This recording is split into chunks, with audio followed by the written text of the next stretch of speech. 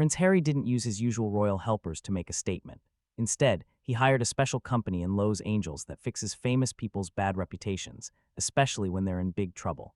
This is a huge clue because Harry has faced mean news stories before. People said he liked Nazis, used drugs, and left his family and country. But he never, ever hired the same company that helped a very bad person named Harvey Weinstein when he was first accused. This isn't about saving his good name anymore. It's about saving his marriage, if it can be saved, and if people will still believe him. It might even be about keeping him out of jail, if even a little bit of what Candace Owens said is true. The message itself is very short, only 3 sentences. It sounds like someone wrote it while feeling very scared. It says the accusations are not true, and it threatens to go to court. It uses the word categorically 2 times in the same sentence. Smart people who help with bad news say that using a word twice like that is like sweating a lot when you're trying to prove you're telling the truth. Harry isn't just sticking up for Meghan. He's sticking up for everything about their relationship, the stories they sold to big companies like Netflix and Spotify, to Oprah, and even to themselves.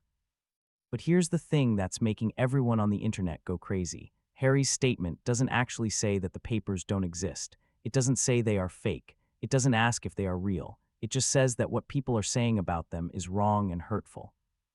That's how lawyers talk when they mean, we can't say it's not real, so we're going to attack the person who is talking about it. So what big secret did Candace Owens share that made a prince from England quickly hire American helpers for his problems? The main thing she talks about is something she calls the red binder. She says it's a secret stack of papers from Soho House, a private club. These papers supposedly show who the members were, where they traveled, and how money was spent from 2014 to 2017.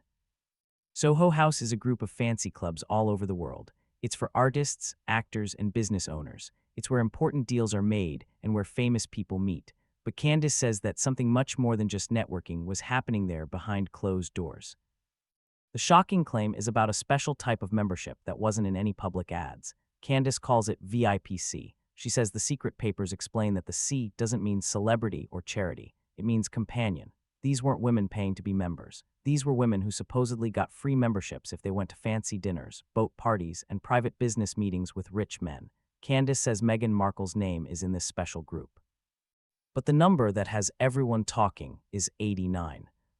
Candace says the binder has a list that shows every time a VIPC person was sent to a specific event, and Meghan's special number supposedly shows up 89 times between 2014 and the middle of 2016. That means 89 different times she was sent out, with 89 different men, and 89 times where she was supposedly the decoration, the fun, or the little extra something in someone else's business deal. Candace points out one time in November 2014. It was in a private room at Soho House in West Hollywood. The man she was with was a 67-year-old rich oil man from Texas. The note says, hostess duty 4 hours, and the cost was free and paid for by the club. Candace isn't saying Meghan did anything wrong or against the law. She's saying Meghan was working, and if she was working, that completely changes the story of how she met Harry. Now it makes sense why Harry is reacting the way he is. This isn't just about Meghan's past or some gossip about who she dated. This is about the safety of a country.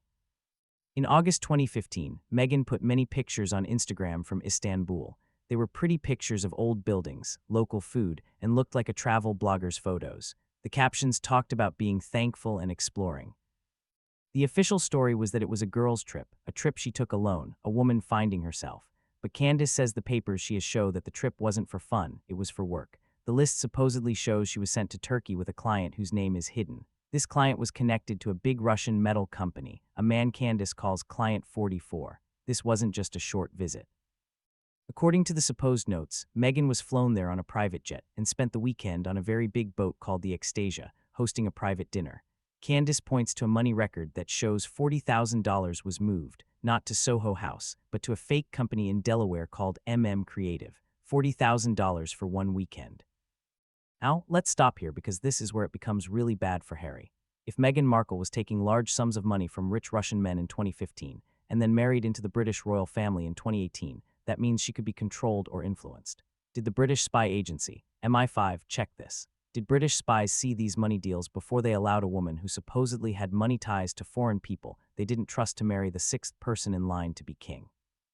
Or did they see it and hide it because the relationship had already gone too far to stop without making a huge public mess? Candace thinks the second one is true. She says the royal family knew, or should have known, and decided that it would look worse to stop a royal wedding than to risk the safety problems of letting it happen. And if that's true, Harry isn't just protecting his wife, he's protecting the powerful family that supposedly allowed this to happen. But the royal family might have had a reason to miss this or pretend not to see it, because the timeline gets even more confusing.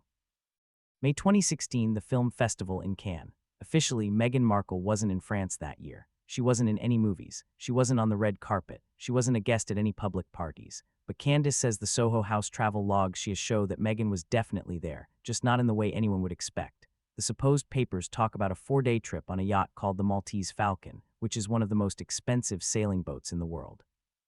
The client isn't listed as just one person. It's a group simply called the Syndicate.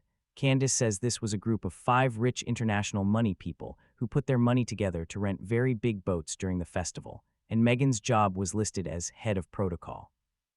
Candace laughs at this. She says head of protocol is a fancy business way of saying the woman in charge of making sure drinks are full and guests are happy. But it's not the job title that has everyone talking. It's the performance review. Candace claims the binder includes secret notes from Marcus Anderson, the Soho House director who has stayed surprisingly close to Meghan even after she became a duchess. The note supposedly says, client feedback mixed. She's pushing too hard for commitment, breaking the fourth wall, trying to turn Johns into husbands, need to pull her from rotation, becoming a liability. Think about that. According to this supposed note, Meghan wasn't just doing a job. She was trying to get out of it. She was 34 years old. Her acting career on TV wasn't getting any better, and she was supposedly trying to get rich men on yachts to propose to her before she got too old. And when the group of rich men didn't want her, when they just wanted to rent her for the weekend and not marry her, Marcus Anderson supposedly took her off the list, but he didn't fire her.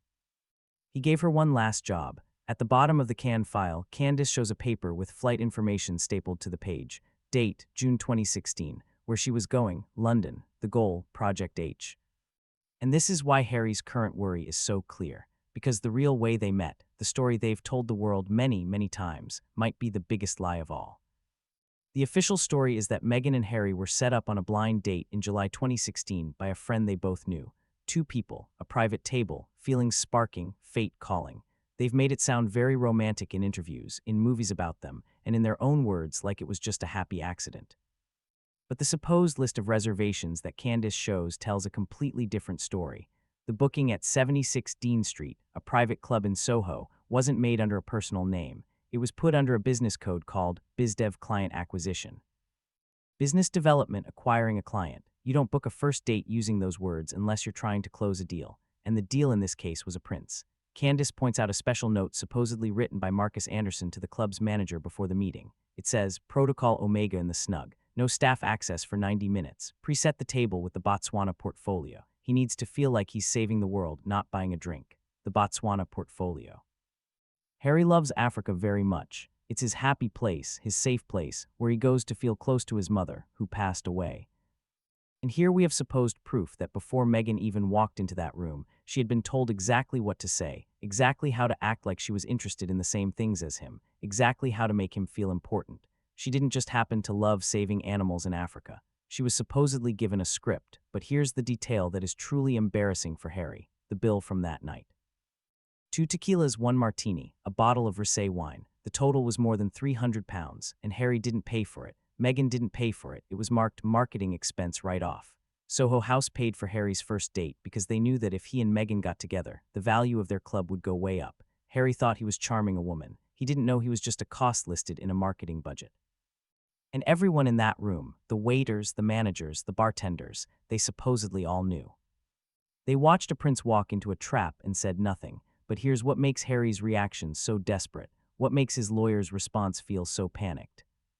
She wasn't even only dating him. August 2016, the summer of love. According to the official story, Harry and Meghan were secretly dating, sending messages all the time, falling more in love, building a relationship in private before telling everyone. That's the story we've been told. That's the story Harry believed. But according to the Soho House list of who was available, Meghan Markle was not off limits. She was booked for 2 things at once. The note from August 15, 2016 says her location was Dubrovnik, Croatia. Her Instagram from that time shows pretty European coastlines, looking like she was traveling alone, a woman enjoying her summer. but the supposed ledger tells a completely different story. It lists her as part of a group traveling with a very rich person, a tech billionaire from Silicon Valley, and next to her name it says status active, rate tier 1 daily, active. That's not a woman who is in a relationship, that's a woman who is still working, and here's where it gets really harsh. Candace shows a note written by hand, supposedly in the side of that August log by Marcus Anderson. It says, she's stressed, H is calling every hour, client is getting annoyed, told her to claim bad reception until client flies out, prioritize the paying customer.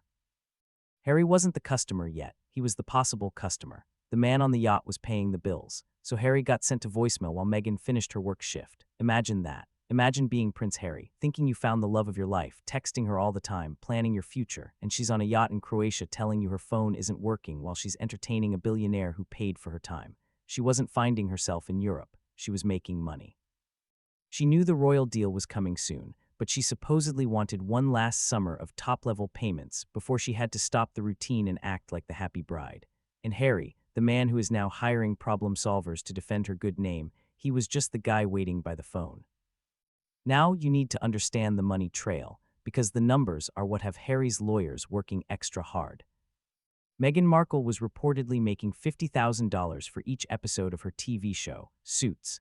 That's good money, yes, but not enough to live the fancy life she was living. Designer clothes, traveling all over the world, renting a house in a very expensive part of Toronto. The money doesn't make sense unless she had another way of earning money. And Candace says she did. The house on Yarmouth Road in Toronto, the nice, safe place where their love story supposedly began, where Harry visited, where they cooked roast chicken and played house. Meghan said it was her own private place, her little safe spot, but the lease agreement Candace points to tells a different story. The check for the deposit wasn't signed by Meghan Markle. It was signed by a company that works for Soho House, called Corporate Housing. The binder supposedly lists the property as NXD4. Harry thought he was visiting his girlfriend's home. He was visiting a display house. The furniture, the wine, the perfectly arranged casual style, it was all supposedly paid for by the company, designed by Marcus Anderson to make a prince believe that Meghan was easygoing and naturally good at home life.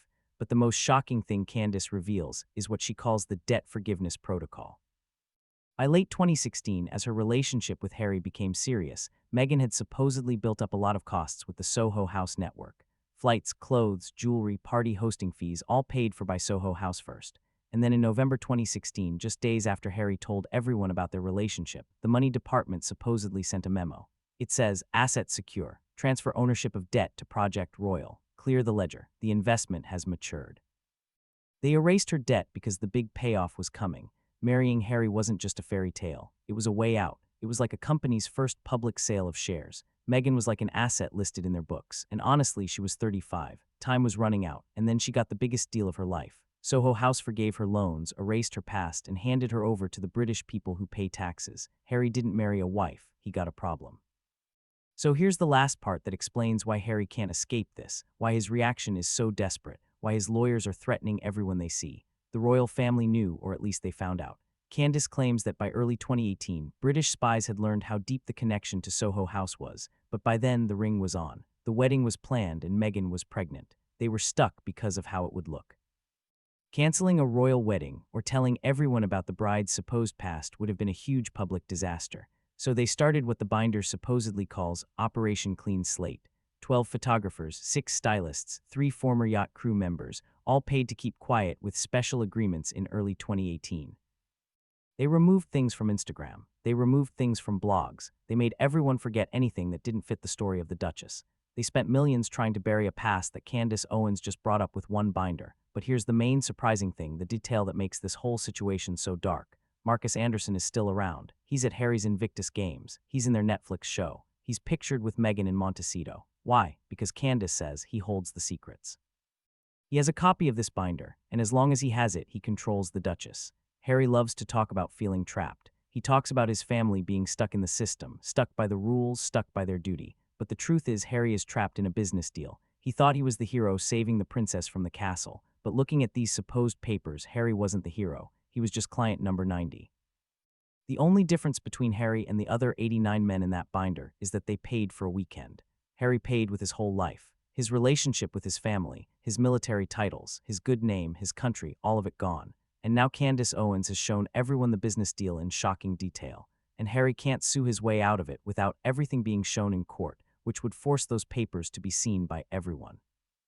He can't ignore it because the story is everywhere, and he can't admit it because that would ruin everything.